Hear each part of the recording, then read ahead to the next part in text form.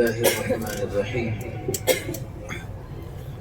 الحمد لله نحمده ونستعينه ونستغفره ونؤمن به ونتوكل عليه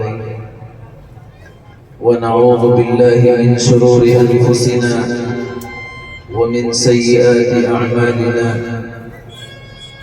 من يهده الله فلا مضل له ومن يضلله فلا هادي له.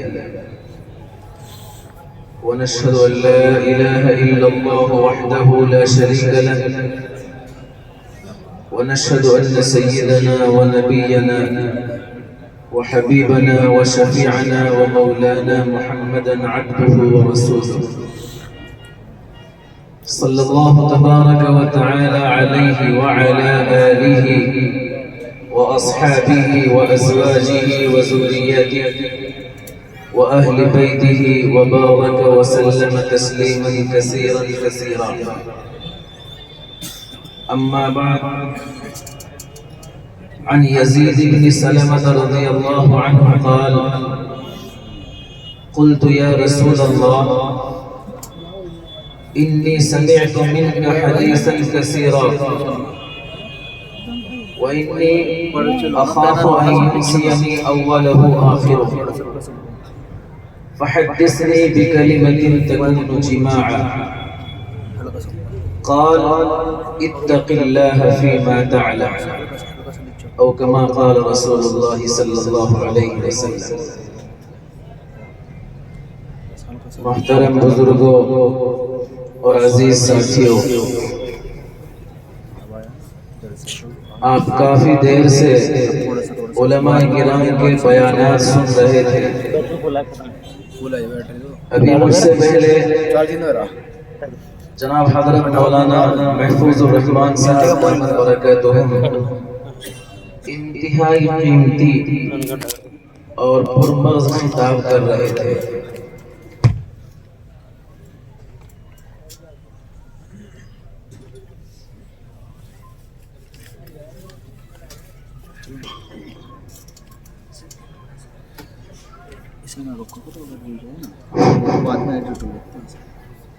میرے بھائیوں، سچی بات تو یہ ہے، جیسا کہ ہمارے ناظم جلسہ حضرت مولانا مرسلین صاحب دامت برکاتہم نے بھی عرض کیا کہ حضرت مولانا محفوظ الرحمان صاحب دامت برکاتہم کا خطاب اتنا قیمتی اور کافی تھا کہ اگر اسی پر جلسے کو ختم کر دیا جاتا تو سمجھو جلسے کا مقصد پورا ہو گیا.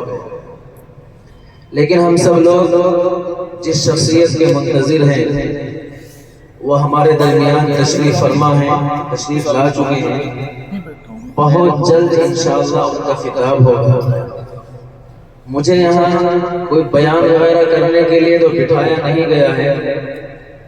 آپ حضرات میں سے سمجھنے والے سمجھ گئے ہوں گے. حضرت مولانا مرسلین صاحب دامت برکاتہم نے یہ پہلے ہی بتا دیا کہ جب تک حضرت آئیں تب تک تمہیں یہاں رہنا ہے.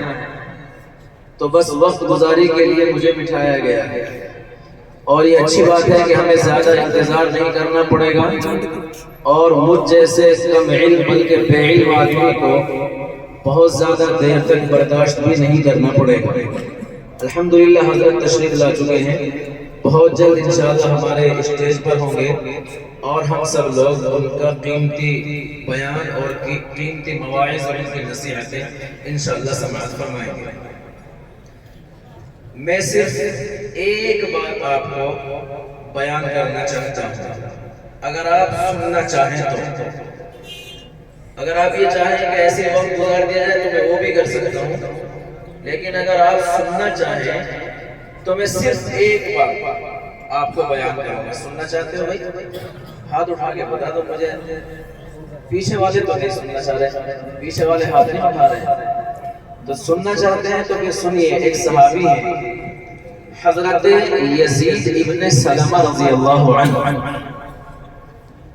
انہوں نے آقا مدنی تاجدار مدینہ سب کہو صلی اللہ علیہ وسلم آپ کی خدمت میں وہ حاضر ہو گئے اور حاضر ہو کر کہنے لگے: اے اللہ کے نبی، میں نے آپ سے بہت ساری حدیثیں سنی ہیں اور میرا حال یہ ہے کہ میں آگے سنتا رہتا ہوں اور پیچھے بھولتا رہتا ہوں، بھول جاتا ہوں، جیسا کہ ہم لوگوں کا بھی یہی حال ہے۔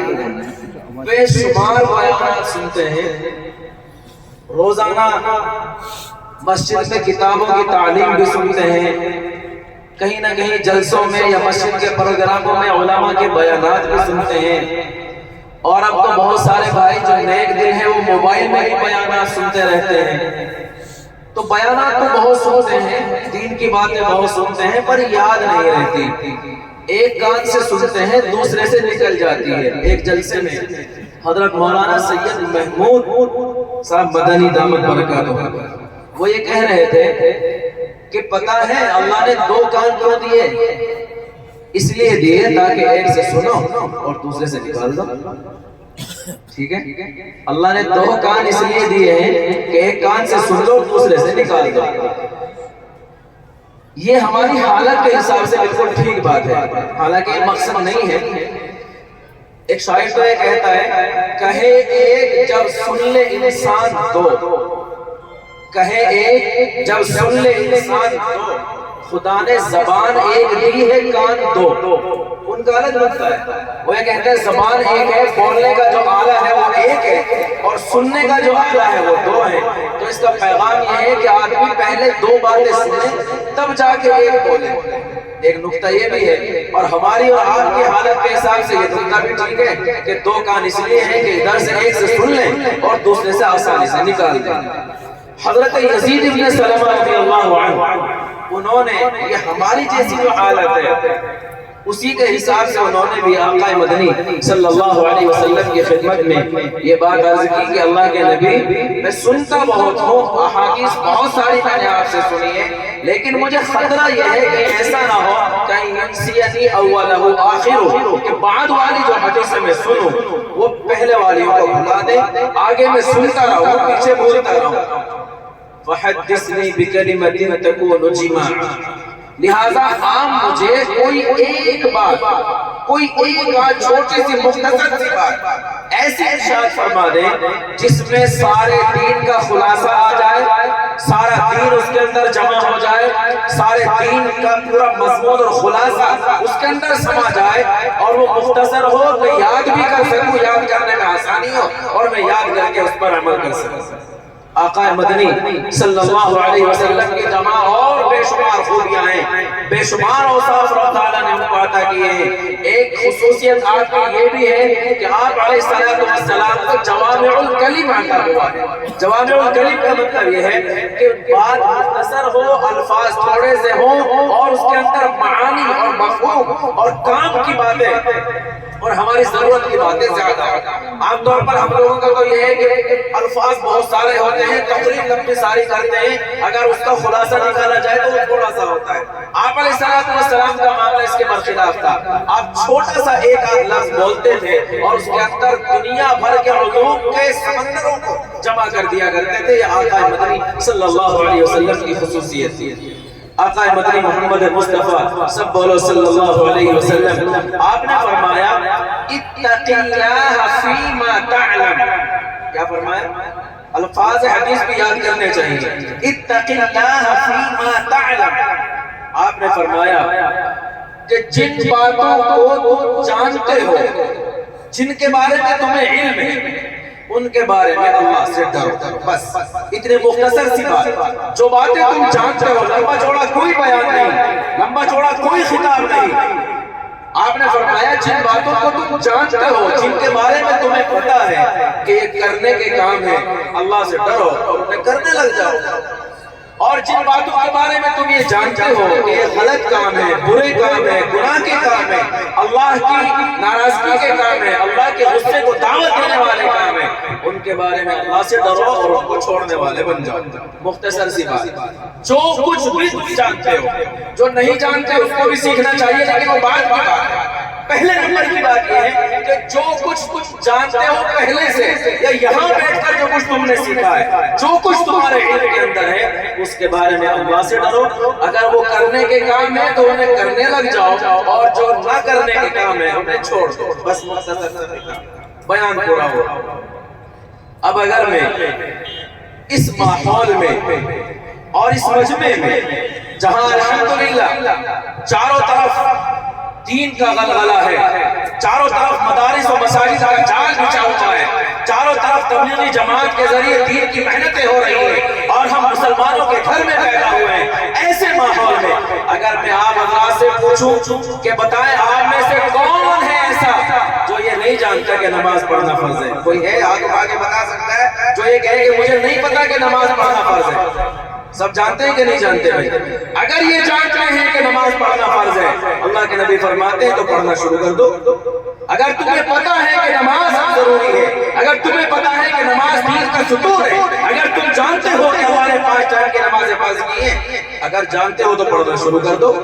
کون ہے جو نہیں جانتا کہ نماز پڑھنا فرض ہے؟ کون ہے جو یہ نہیں جانتا کہ رمضان المبارک کا مہینہ آ جائے تو روزہ رکھنا فرض ہے؟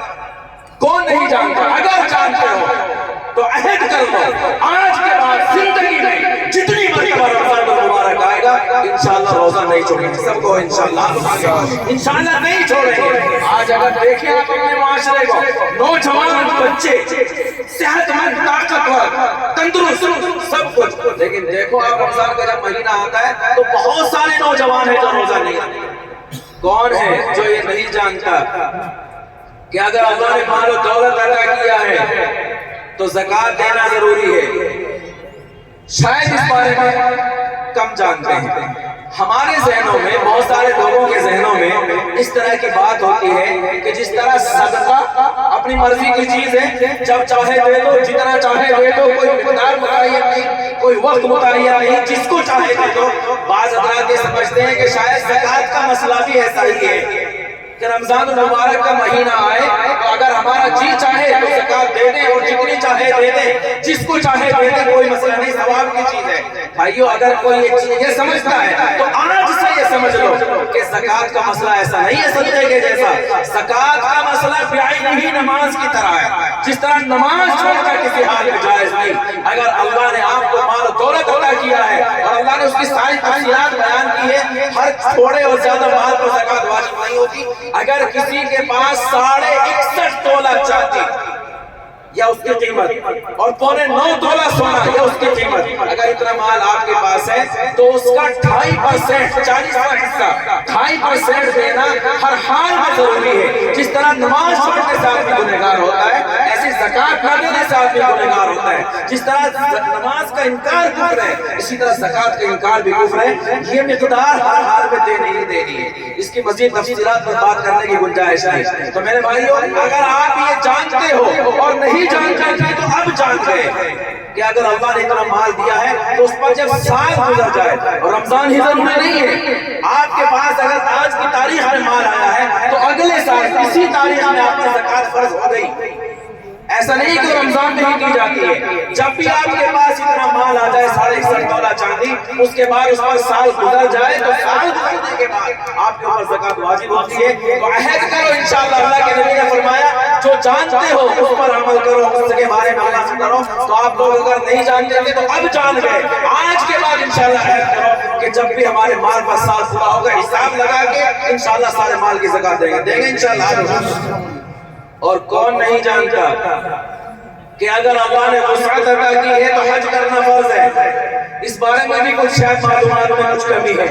ہم یہ سمجھتے ہیں کہ پہلے اپنے سارے کام کر لو، بچوں کے شادی بیاہ کر لو، مکان بنا دو، سارے کاموں سے فارغ ہو جاؤ، بلکہ بعض بات تو سمجھتے ہیں کہ پوتے پوتی کا بھی بیاہ کر دو، اور پھر اب جب فارغ ہو گئے سارے کاموں سے اب سوچتے ہیں کہ ہم حج کریں گے، حالانکہ اس وقت کمزور ہو گئے، بوڑھے ہو گئے، قوا کمزور ہو گئے، ہاتھ پیر کام نہیں کرتے، وہاں تو بڑی محنت کا کام ہے، ہم یہ سمجھتے ہیں کہ شاید اب حج فرض ہے۔ ایسا نہیں ہے۔ اگر آپ کی روزمرہ کی ضروریات سے زائد آپ کے پاس اتنا روپیہ پیسہ ہے کہ آپ حج کرنے کے لیے جا سکتے ہیں اور آ سکتے ہیں، اور اپنے گھر کی ضروریات کا اتنا پیسہ ہے کہ دے کر آپ جا سکتے ہیں، تو آپ کے اوپر حج فرض ہے۔ جس طرح نماز فرض ہونے کے بعد تاخیر کرنا بھی گناہ ہے، چھوڑنا بھی گناہ ہے، زکوٰۃ فرض ہونے کے بعد تاخیر بھی گناہ ہے، چھوڑنا بھی گناہ ہے، اسی طرح حج بھی واجب ہونے کے بعد تاخیر کرنا بھی گناہ ہے اور اس کو چھوڑنا بھی گناہ ہے۔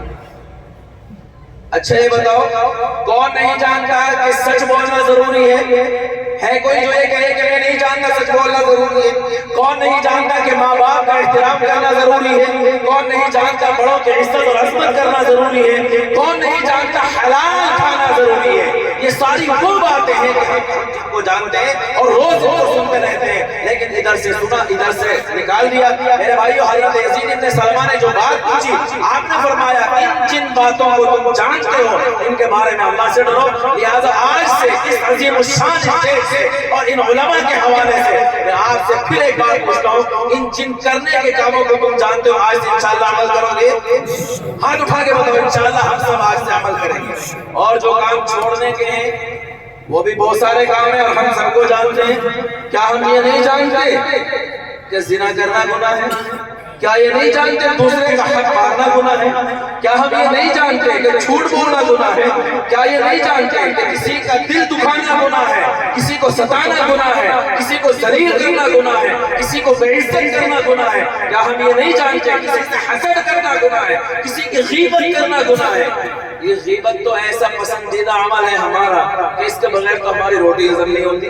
اور عجیب بات یہ ہے کہ اگر کسی سے یہ کہا جائے کہ بھائی دیکھو چھوڑو غیبت نہ کرو، اور وہ ذرا نیک آدمی سا ہو تھوڑا سا، وہ کیا کہتا ہے نہیں نہیں خدا نہ خواستہ میں غیبت نہیں کر رہا، میں تو سچی بات بتا رہا ہوں۔ آقا مدنی صلی اللہ علیہ وسلم نے جب غیبت سے منع کیا تو بعض صحابہ نے پوچھا کہ اللہ کے نبی اگر وہ بات جو ہم کہہ رہے ہیں کسی کے بارے میں اگر سچ میں اس کے اندر موجود ہو، پھر آپ علیہ السلام نے فرمایا اگر سچ کچھ موجود ہے تبھی تو غیبت ہے، اگر اس کے اندر وہ ہے ہی نہیں تب تو بہتان ہے، وہ تو اور بڑا گناہ ہے۔ لہذا میرے بھائیوں، حضرت تشریف لا چکے ہیں، آپ عہد کیجئے جو کام گناہ کے ہیں اور جو کام ہمارے نہ کرنے کے ہم جانتے ہیں آج سے انشاءاللہ ان کو چھوڑیں گے۔ ہاتھ اٹھاؤ پھر ایک بار، انشاءاللہ آج سے ان سارے کاموں کو چھوڑنے کا عہد کرتے ہیں۔ اب میں اپنی بات کو ختم کر رہا ہوں، حضرت ہمارے درمیان تشریف لا چکے ہیں۔ حضرت کے تعارف کے طور پر میں چند اشعار افیل میں پیش کر کے اپنی بات کو ختم کر رہا ہوں۔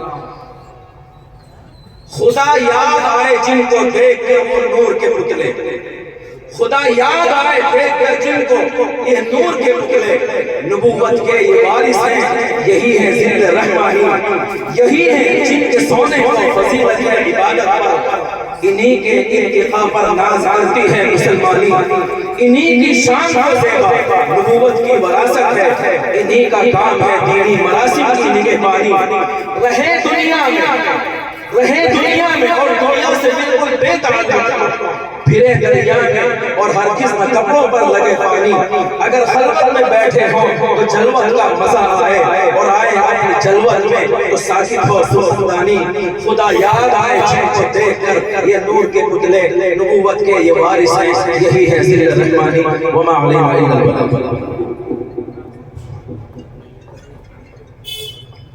سبھی حضرات تشریف رکھیں، بیچ میں جگہ خالی ہے، اس کو پر کر لیں، آگے ہو جائیں۔ باہر ساتھی کھڑے ہیں، ان کو جگہ نہیں مل رہی بیٹھنے کی، جگہ پر کر لیں، آگے ہو جائیں۔ یہ 4 بچے قرآن کریم کے حافظ ہوئے ہیں، ماشاءاللہ بڑی خوشی کی بات ہے، مبارکباد کے مستحق ہیں یہ طلبہ بھی، ان کے ماں باپ بھی اور گاؤں والے بھی کہ اللہ نے اس بستی کے اندر یہ 4 حافظ پیدا کیے ہیں، اور انشاءاللہ آگے چل کر کے یہ اپنی تعلیم جاری رکھتے ہوئے عالم بھی بنیں گے اور علاقے کے لیے مفید بھی بنیں گے۔ تشریف رکھیں آپ حضرات، ابھی حضرت کا خطاب ہوگا، آپ حضرات تشریف رکھیں، کوئی بھی ساتھی کھڑا نہ ہو، یہ بے ادبی ہے۔ علماء نصیحتیں کریں، ہمارے سامنے آ کر کے بیٹھیں اور ہم اسی طرح کھڑے رہیں تو یہ بے ادبی ہے، علماء کی شان میں یہ گستاخی ہے۔ اور ہمارا یہ پروگرام یہ دینی پروگرام ہے، دینی مجلس ہے، یہ کوئی سیاسی پروگرام نہیں ہے کہ آپ ایسے کھڑے ہوئے ہیں، جس کو جہاں جگہ مل گئی کھڑا ہو گیا، جس کو جہاں جگہ مل گئی وہ بیٹھ گئے۔